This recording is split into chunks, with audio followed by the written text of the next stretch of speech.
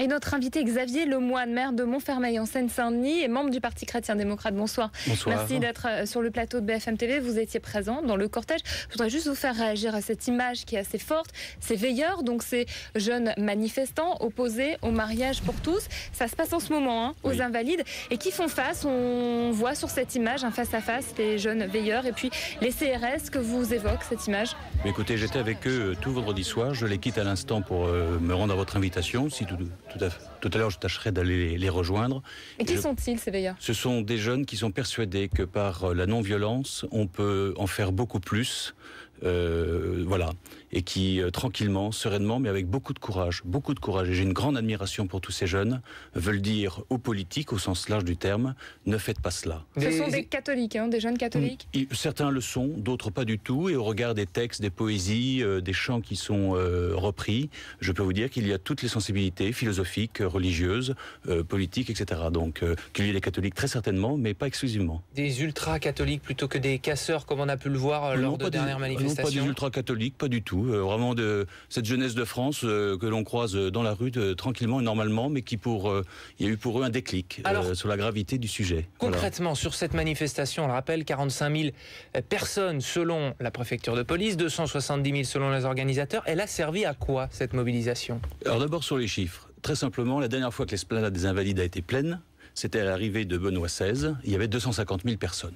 Et elle était pleine cet après-midi. Donc je laisse ensuite... C'est votre référentiel. C'est le référentiel, puisque je dirais les Bleus ne sont jamais venus sur l'esplanade des Invalides, ils sont venus sur les Champs-Élysées, mais on n'a pas eu le droit d'y aller. Donc je ne peux pas comparer ce qui n'est pas comparable. Voilà, le projet de loi ça sera donc voté mardi à l'Assemblée. Attendez, nous sommes dimanche soir, il y a encore tout lundi, il y a encore tout mardi soir peut-être. Ensuite il y a le Conseil constitutionnel, il y aura le 5 mai, il y aura le 26 mai, et d'ici là il peut se passer encore 1000 autres choses. Qui aurait cru au début de la discussion qu'on en serait à ce point avancé dans l'expression d'un mécontentement populaire, et c'est même pas un mécontentement, d'une affirmation en vue de défendre la famille, très honnêtement. Donc on est dimanche soir, tout simplement. Je ne sais pas comment les choses vont se passer ce soir, peut-être calmement, peut-être dramatiquement, et ça peut tout changer. Demain, après-demain, et après-demain. Alors justement, certains élus de gauche, membres du gouvernement, expliquent que la droite, on va dire républicaine, les élus cautionnent la violence, les actions qui ont pu être menées ces derniers temps. Monsieur, j'ai fait toutes les manifestations devant le Sénat et j'ai quasiment fait toutes celles devant l'Assemblée nationale. Toutes. Et je suis resté très tard, à chaque fois. Vous avez malheureusement... Mais vous dites on ne sait pas comment ça peut se terminer, mais vous ne condamnez pas le fait que ça puisse mal se terminer. Je condamne le fait que ça puisse mal se terminer. Mais c'était une minorité ridicule. Et montrez-moi les voitures brûlées. Montrez-moi les CRS blessés. Montrez-moi les abribus retournés, les poubelles, etc. Rien du tout. Donc vous avez grossi la chose.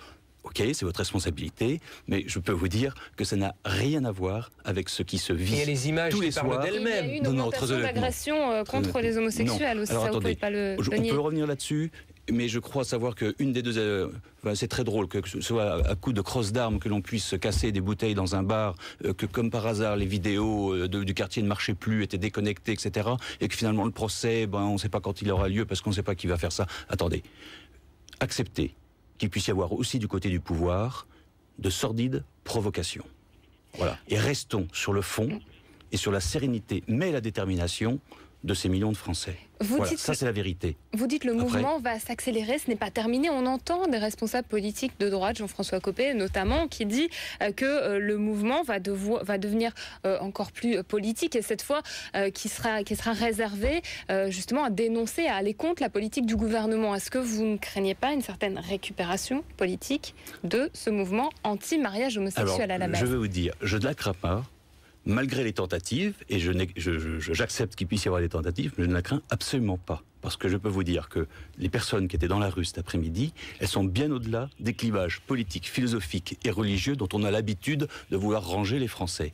Et qu'effectivement, je pense qu'à terme, ce sera l'émergence d'une nouvelle génération qui feront de la politique, mais d'une toute autre manière que ce que moi-même ai pu faire pendant ces 10 ou 20 dernières années. Et donc on est à la fin d'un cycle, et on est vraiment, je crois, à l'émergence d'un nouveau cycle qui, à mon avis, réserve plein de promesses. La suite logique, c'est donc l'adoption, le vote solennel de cette loi sur le mariage et l'adoption par les couples homosexuels. Mariage homosexuel, vous en célébrerez ou pas dans votre mairie de Montfermeil? Je l'ai dit, je l'ai écrit, je ne célébrerai pas de mariage homosexuel. Et en disant ça, j'ai été regardé avant.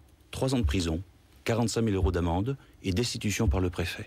Et donc je sais ce que je risque en tout cas. Et le sentiment de stigmatisation des homosexuels qui ne devraient pas être traités comme les autres. Très honnêtement, je peux vous dire que on a instrumentalisé la communauté homosexuelle pour dynamiter la famille. Après avoir dynamité la nation, on est en train de dynamiter la famille. C'est le dernier bastion qui permettra ensuite d'isoler totalement les individus, qu'il n'y aura plus de solidarité, il n'y aura plus rien. Très honnêtement, il n'y a rien de ce que vous croyez de ce point de vue-là.